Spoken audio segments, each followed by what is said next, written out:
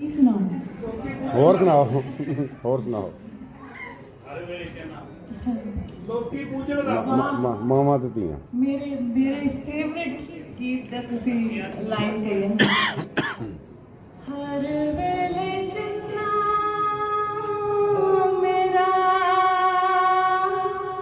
ਤੇਰੇ ਵੱਲ ਹੋਵੇ ਹਰ ਵੇਲੇ ਚੰਨਾ ਮੇਰਾ ਤੇਰੇ ਵੱਲ